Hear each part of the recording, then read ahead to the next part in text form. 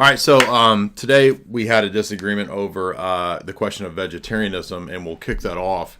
I'll go first if you don't mind, and then I'll let you have the floor. You can make whatever argument, say whatever you want.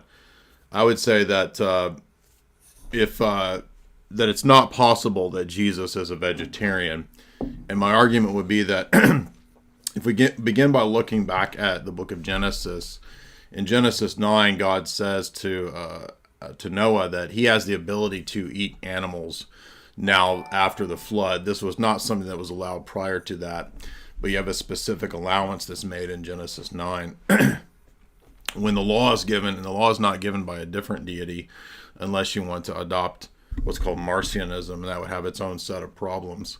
In Leviticus 3, there's the peace offering. And in the peace offering, it's considered to be a covenant meal. It's a ritual celebration where the person brings a sacrifice, which is an animal, and that animal is sacrificed, cooked, and it's shared by the priest and the communicant or the ritual worshiper. Likewise, in Exodus, when we come to Exodus 12 with the Passover, we read about the lamb that's slaughtered. That's a symbolic sacrifice representing the offering, again, like in Leviticus 3, the peace offering, but this time it's an offering where it's an innocent victim that's sacrificed and eaten that is shared by all of the Jews. And then as we move up into the New Testament, when Christ, the Messiah, comes, he fulfills all of these ritual symbols and actions. And in one way, one way that he does that is that he keeps the law of the Old Covenant, because we would say, and I can argue this textually, that he's the one that gave the law in the Old Testament. So in other words, Jesus is the one that gave the laws in Leviticus and Exodus about what ritual sacrifices and meals were to be had. And so when Christ lists himself as the Passover, that's another affirmation that he was the one that was intended by the meal, the sacrifice all along.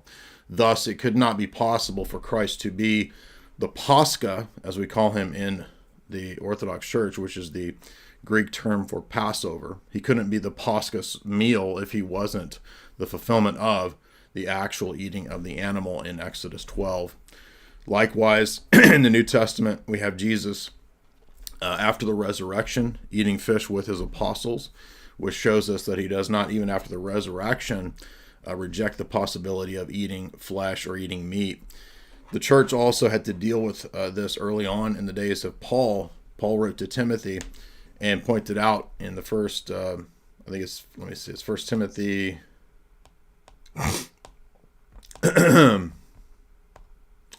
4.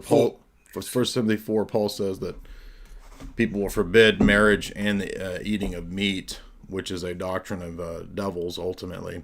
And then in the early days of the church, we have this statement from St. Hippolytus of Rome that there's also with us Indians, the sect of those who are called Brahmins, and they abstain from living creatures and all cooked food. And this is in his section describing the heresies that the early church rejects. Up into the 7th century, when you read about what St. John of Damascus wrote, on the heresies, he lists a bunch of early church heretics, such as the Encratites, who forbade the eating of meat. And for that reason alone, that was enough to castigate them underneath Paul's rejection of a Gnostic group. Likewise, in Luke 5, we read about Jesus telling the apostles to cast their net on the other side, and they catch a large load of fishes, which wouldn't happen if Jesus was a vegetarian or vegan or whatever. And then we have Peter's vision, which we believe comes from Christ, where symbolically the animals come down. Peter is told to kill and eat. Now, there's many more examples, but these are just kind of like the brief summary examples of how Christ is the one who gave the commands, both in the Old and the New Testament, that it's okay to eat meat. I apologize, I'm a little sick, so if my voice and if I cough a lot, it's because I've got a cold. Feel free to go ahead. Carnivore diet got you down? Okay. No, I don't think I don't have a cold because of a carnivore diet. Okay. Well, you bring up some good points.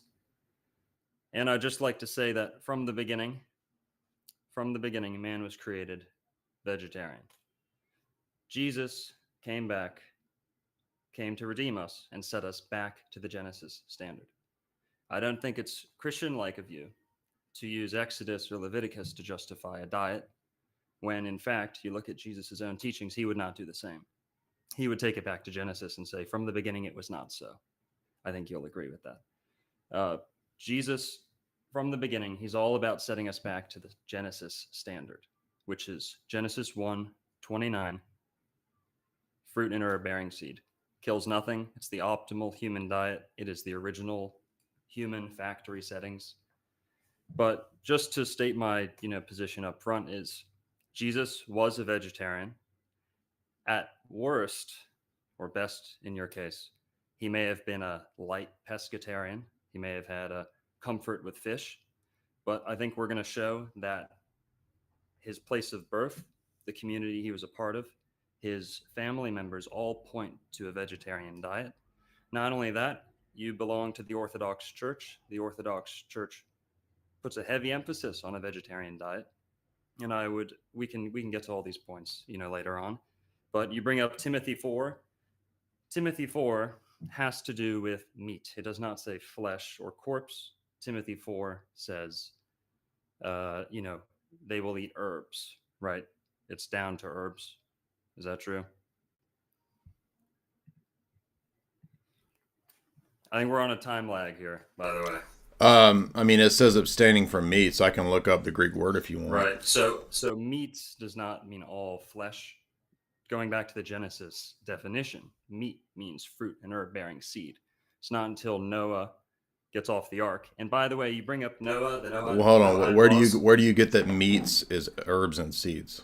Genesis 1:29, herb and fruit. What is the definition? Wouldn't we look up the Greek word for meats? Why would we go to Genesis about seed?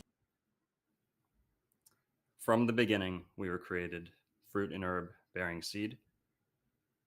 That's what meat means. There's a later. Where do you get that? In the Noahide laws. Where do you get that? It's in Genesis. No. Where do you get that the word meats is seeds?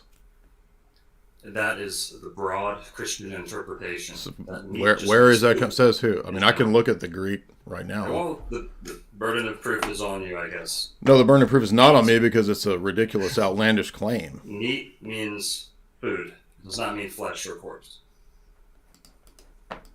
That's the biblical definition of meat. I would press you to prove. No, I'm looking at it right now. The Greek word is broma, which means actual victuals or meat, according to the Blue Letter Bible, the Greek term broma. King James Version, you've got meat meaning food. Every English version of the Bible, except your Americanized carnivore Bibles. This is Thayer's Greek lexicon. What are you talking about? Meat means fruit and herb bearing seed. The Greek word that's used in the New Testament in that text. Are you resting your position on the Greek definition of meat? Wouldn't we look to the Greek definition in 1 Timothy 4? The Hebrew interpretation and the early Greek. Well, hold on. Why are you talking about the Hebrew interpretation? Why would I need the Hebrew interpretation of Paul? I've got a loop on myself where it sounds like I'm arguing with me and you. Why would I look to the Hebrew interpretation of Genesis when I'm going to what Paul talks about in 1 Timothy 4 when he wrote in Greek? The early Christians. What early Christians? Give an example of this. Cite one. I cited you the early Christians like Hippolytus of Rome, who says that it is about actual flesh that's forbidden. Now, did I say that about Origen? Origen is a heretic. Origen is a heretic. It doesn't matter what. Origen is a heretic. They knew Adam and Eve were created vegetarian. You're not going to rest your whole argument on this. Adam and Eve. You've not made an argument yet in response to anything. Are you saying that Adam and Eve ate flesh? What was the original diet? Did you not hear my opening statement? I said that Noah... Stop interrupting me. In the opening statement, I said Noah was given permission to eat meat.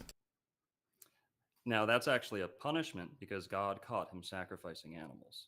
No, that's your made-up interpretation. It's not a punishment.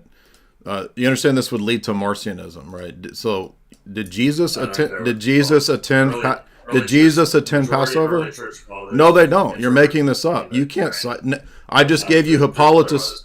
I just gave you Hippolytus, who says that you're wrong. Church fathers were vegetarian?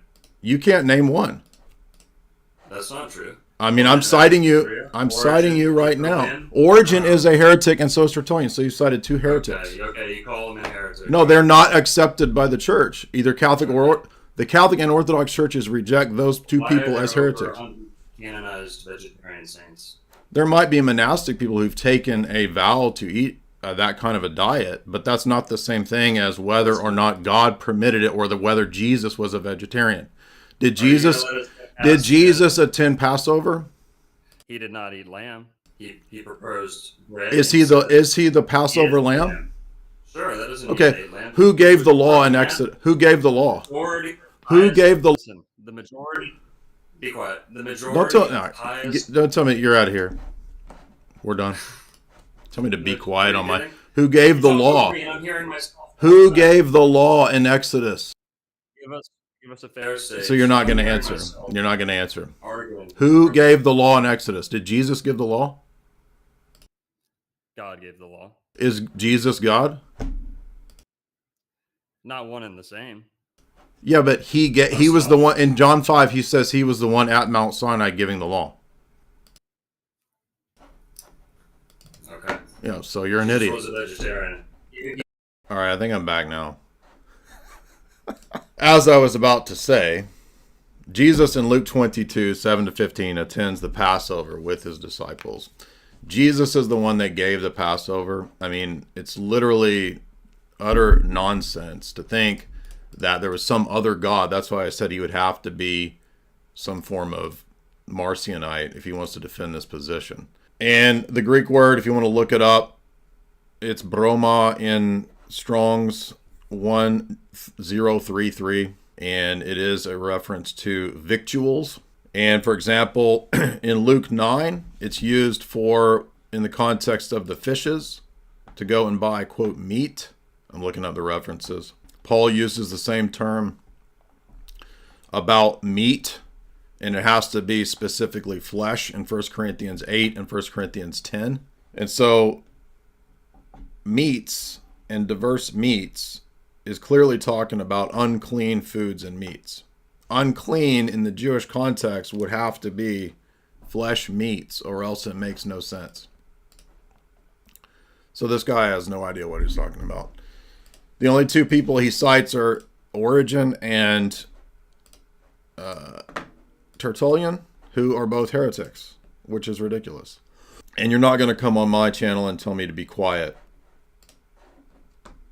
This was a complete waste. I knew it was going to go that way, but I thought it would still be funny to do.